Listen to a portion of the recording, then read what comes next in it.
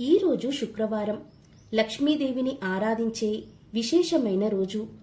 మన హిందూ సాంప్రదాయంలో లక్ష్మీదేవి సిరి సంపదల దేవత, వివిధ భాగ్యాల అధిష్టాన దేవతగా ఈ లక్ష్మీదేవిని అష్టలక్ష్ములుగా మనం పూజిస్తాం. దేవాలయాలలో అష్టలక్ష్ములు ఒకే చోట అర్చించబడడం సాంప్రదాయం.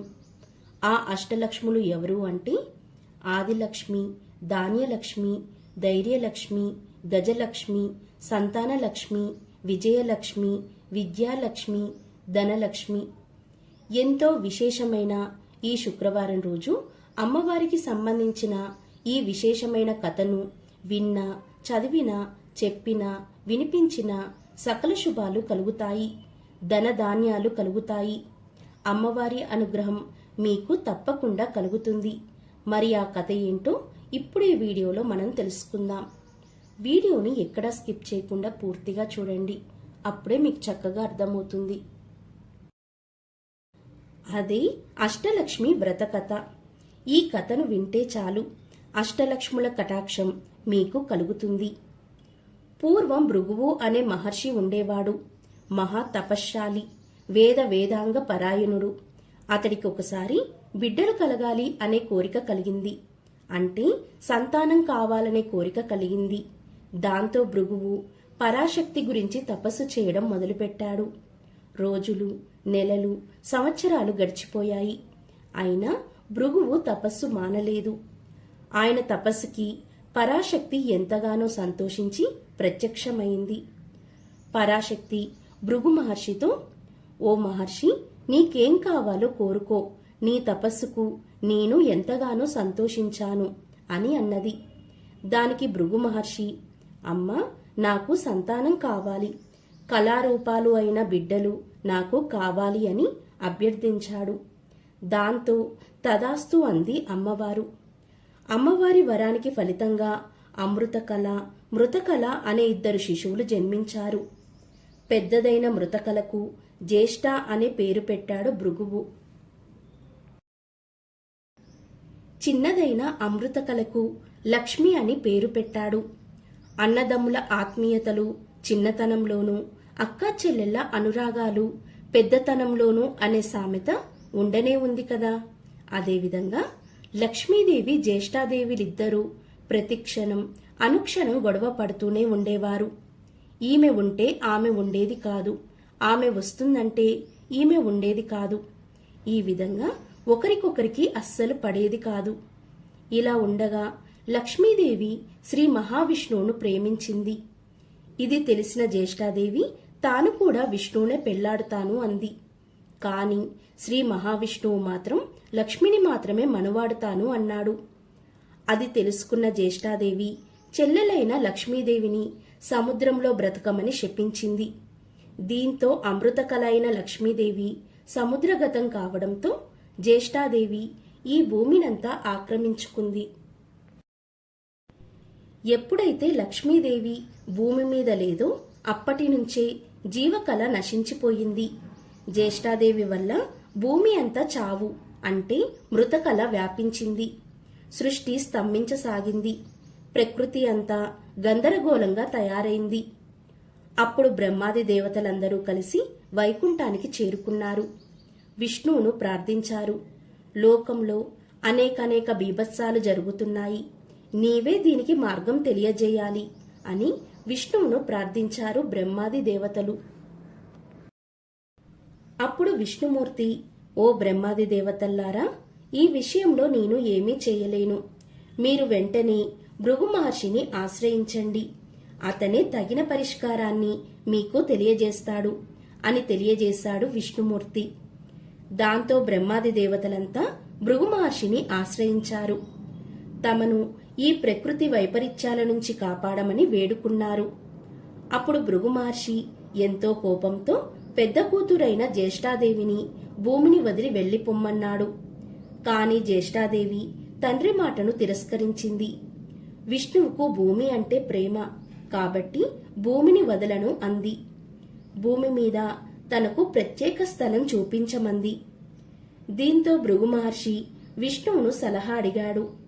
అప్పుడు విష్ణుమూర్తి పూత కాపులేని వృక్షజాతిని జ్యేష్ఠాపరం చేయమని సలహా ఇచ్చాడు. అందుకు ఉదాహరణగా చేరువలోని రావి చెట్టును చూపించి దాని మొదట్లో కూర్చోమని చెప్పమన్నాడు. అప్పుడు భృగు మహర్షి అలాగే చేశాడు. అందుకు అంగీకరించింది జ్యేష్ఠాదేవి. రావి చెట్టు కిందకు చేరింది.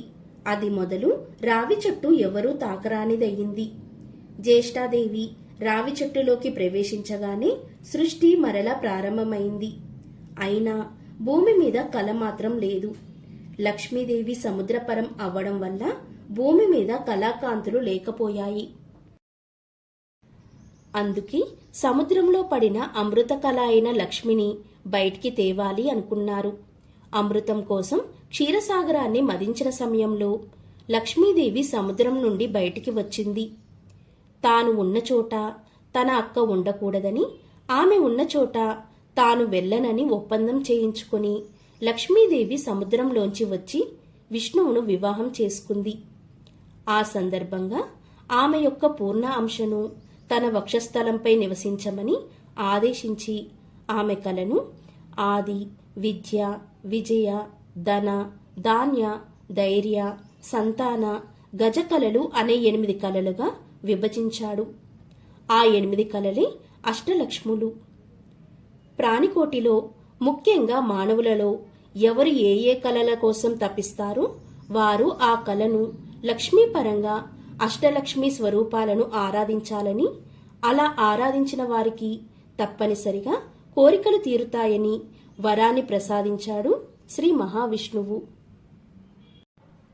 మనోరమ మొదలైన వారెందరో పతివ్రత మనులు ఈమెను ఆరాధించారు. ఎంతో మంది స్త్రీలు సంతానవతులు అయ్యారు. మరెందరో యువతులు తమ తమ భర్తలను పొందారు. ఎంతో మంది ఈ కళను ఆరాధించి దరిద్రులు ధనవంతులయ్యారు. ఇదే అష్టలక్ష్మి కథ. ఎప్పుడైనా సరే గురు శుక్రవారాలలో కానీ, శుక్లపక్ష అష్టమి, దశమి, ఏకాదశి, త్రయోదశి, పూర్ణిమ తిథుల్లో ఈ కథను తప్పనిసరిగా చదువుకోవాలి. లక్ష్మీ స్వరూపమైన తులసి దగ్గర దీపాన్ని వెలిగించి నమస్కారం చేయడం వలన సకల సౌభాగ్యాలు కలుగుతాయి. అలాగే గులాబీ, తామర పువ్వు, మల్లెలు, సన్నజాజులతో అమ్మవారిని పూజిస్తే కూడా ఎంతో మంచిది. అమ్మవారికి ఇష్టమైన తెలుపు లేదా ఎరుపు వస్త్రాలు ధరించి అష్టోత్తరం చదివి తీపి పదార్థాలను నైవేద్యంగా సమర్పిస్తే సంపదలు చేకూరుతాయి. ఎంతో విశిష్టమైన అష్టలక్ష్మి వ్రత కథను విన్నా, చదివినా, వినిపించినా, చెప్పినా సకల శుభాలు కలుగుతాయి. అష్టలక్ష్ములలో ఒకరైన విద్యాలక్ష్మికి సంబంధించిన ఈ కథను వింటే చాలు. అమ్మవారి అనుగ్రహం వలన పిల్లలు అభివృద్ధిలోకి వస్తారు. పరీక్షల్లో మంచి ఉత్తీర్ణత సాధిస్తారు. మరి ఆ కథ ఏంటో ఇప్పుడు మనం తెలుసుకుందాం. పూర్వకాలంలో కోసల దేశంలో దేవదత్తుడు అనే బ్రాహ్మణుడు ఉండేవాడు.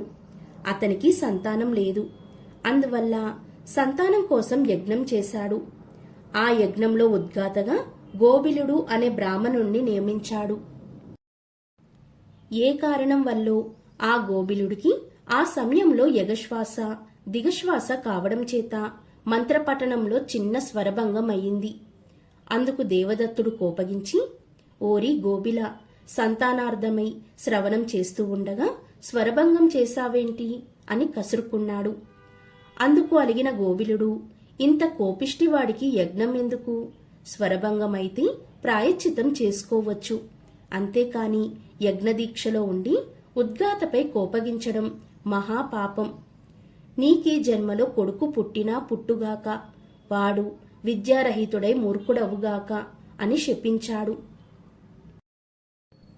దాంతో దేవదత్తుడు భయపడిపోయాడు. గోబిలుడు అతన్ని శపించాడు కాని శాపం తిప్పే శక్తి తనకు లేదు అన్నాడు. యజ్ఞం ముగిసిపోయింది. యజ్ఞఫలంగా దేవదత్తుడికి కొడుకు పుట్టాడు. వాడికి ఉదత్యుడు అనే పేరు పెట్టుకున్నాడు దేవదత్తుడు. కాని శాపం కారణంగా అతడు వట్టి మూర్ఖుడు, మూగవాడు అయిపోయాడు. మాట్లాడలేడు, చదువు అబ్బలేదు, ఏదీ అర్థం చేసుకోలేడు. విద్యలేని వారిని ఎవరూ గౌరవించలేరు కదా. దేవదత్తుడు ఎంతగా ప్రయత్నించినా కొడుకును తీర్చిదిద్దుకోలేక విసుగు పుట్టి దేవదత్తుడు ఒక్కగానొక్క కొడుకుని ఇంటి నుండి తరిమేశాడు.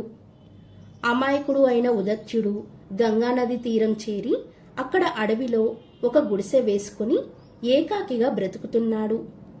చదువు రానందుకు, పుట్టుక ముందే శాపం పట్టినందుకు, అయినవారు తరిమేసినందుకు ఎంతగానో ఏడుస్తూ ఉన్నాడు.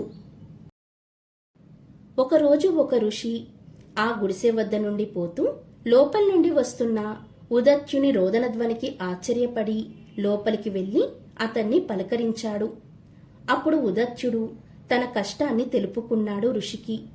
ఆ మాత్రానికే 2 గంటల కాలం పట్టింది. అతని స్థితికి ఋషి హృదయం కరిగింది. అతనికి ధైర్యం చెప్పి, నాయనా, విద్యాలక్ష్మిని పూజించు అన్నాడు. తనకు ఏదీ తెలియదు అన్నాడు ఉదత్యుడు. అది నిజమే కదా. అందువల్లే విద్యాలక్ష్మిని తనే ప్రార్థించాడు. ఈ అమాయకుణ్ణి అనుగ్రహించమ్మా అని వేడుకున్నాడు. ఉదత్యుడు ఊ అని ఏడుస్తూ ఉన్నాడు. అప్పుడు ఋషి, ఓయి, ఊవు అని ఏడుస్తావు ఎందుకు? ఏ అని ఏడువు అని కసిరి వెళ్ళిపోయాడు.